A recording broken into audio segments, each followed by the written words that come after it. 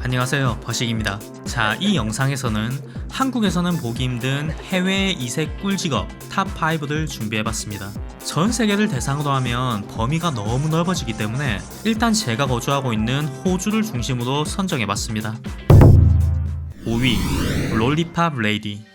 정식 명칭은 트래픽 컨트롤러입니다. 롤리팝처럼 생긴 동그란 표지판을 들고 일을 한다고 해서 롤리팝 레이디 혹은 롤리팝 맨이라고 불리고 있습니다. 자, 이 직종이 하는 일은 도로 공사 현장에서 슬로우와 스탑 사인을 들고 교통 통제를 하는 직업입니다.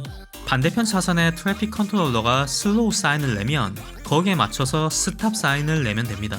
그게 다냐고요? 네, 그게 끝입니다. 이틀간의 간단한 트레이닝을 받으면 트래픽 컨트롤러가 될 수 있고요. 최근 호주 뉴스에서 조사한 이 직업의 연봉은 최대 13만 불, 한국 돈으로 약 1억 원 정도로 알려져 있고 평균 시급은 42.25달러, 한국 돈으로 3만 5천 원 정도로 알려져 있습니다. 제가 한국에 있을 때 직업 소개서에서 일용직 하루 근무하는데 7만 원 정도 받는 걸로 기억하고 있는데 이분들은 그 돈을 2시간 만에 버는 셈이네요. 이 직업의 유일한 단점은 무더운 여름이나 비가 오는 날에도 그 자리를 지켜야 된다는 것. 그리고 가끔 남성 운전자들이 성희롱적인 발언을 한다고 합니다. 현장에 종사하는 여성들의 인터뷰에 따르면 현재 롤리팝 레이디로 일하는 많은 여성분들이 워킹 홀리데이 비자로 일하고 있고 그분들은 딱히 직업에 대한 의무감 같은 건 없고 단순히 돈을 많이 벌 수 있으니까 이 직업을 선택했다고 이야기합니다. 4위, 로드킬 콜렉터. 자, 이 다음에서 다소 혐오스러운 영상이 나오기 때문에 혹시 지금 식사를 하시는 분들은 주의하시기 바랍니다. 땅이 넓고 야생동물이 많이 서식하는 나라에서는 운전하다가 야생동물을 차로 치는 경우가 매우 흔합니다. 이렇게 죽은 사체를 아무도 치우지 않는다면 지독한 냄새와 병균, 그리고 까마귀 떼들로 인해 죽음의 도로가 되어버리겠죠. 이렇게 하루 종일 고속도로를 순찰하면서 로드킬 당한 동물의 사체를 치우는 게 바로 로드킬 콜렉터의 일입니다. 이 직종은 나라별로 조금씩 다르지만 대부분 정부 기관에 소속된 공무원이기 때문에 높은 복지 혜택과 더불어 안정적인 임금을 보장받을 수 있는데요. 거기다가 일을 하면서 상사의 눈치 또는 직장 내 스트레스를 받을 필요가 없고 근무 시간도 널널한 편이라고 할 수 있습니다. 그리고 자신이 이 나라를 깨끗하게 관리하는 데 일조한다는 그런 자부심도 가지고 있다고 하네요.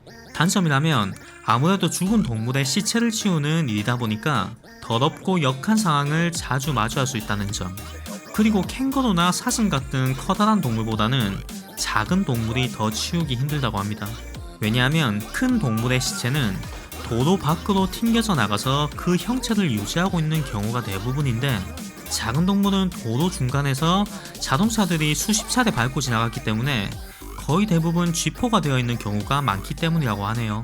3위, 피포 근무자. 피포는 Fly in Fly out의 약자입니다.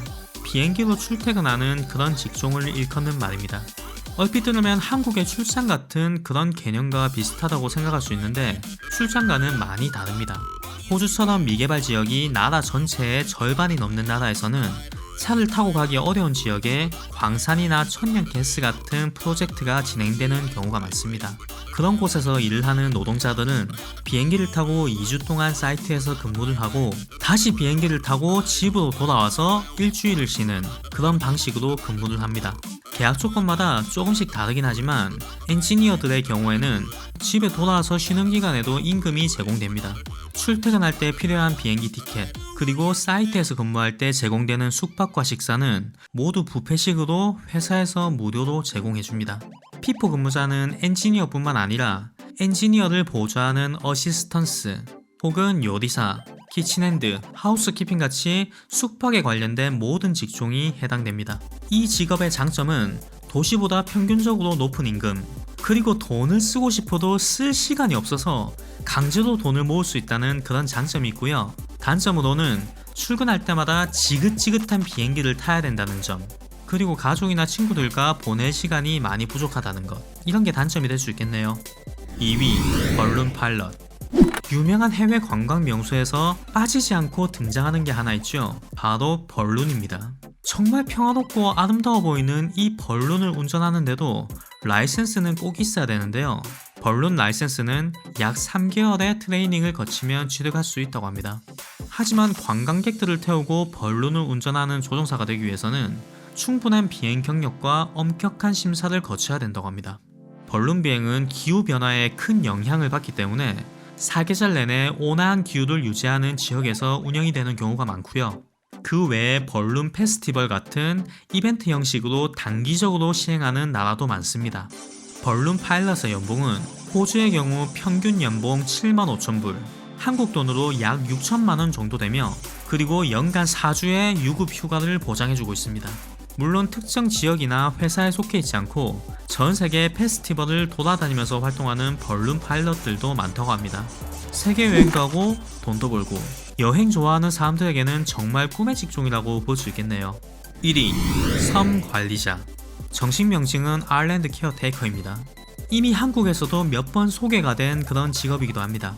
계약 기간이 만료되면 단 한 명을 선정하는 이 직업은 전 세계 200개 국가에서 평균 35,000명의 지원자가 이 직업을 가지기 위해서 지원을 한다고 합니다. 그래서 지원 접수 시기가 되면 너무 많은 지원자가 몰려서 사이트가 마비되기 일쑤라고 하는데요. 지원 방식은 자신을 소개하는 1분짜리 영상을 제작해서 유튜브 같은 동영상 플랫폼에 업로드한 뒤에 그 링크를 보내면 되고요. 그렇게 1차 영상 면접에 통과된 후보들 중에서 최종 심사를 거친 뒤에 최후의 한 명이 선발되게 됩니다. 최근 지원자들 중에서는 한국인들도 약 50명이 넘는 사람이 지원을 했었다고 하네요.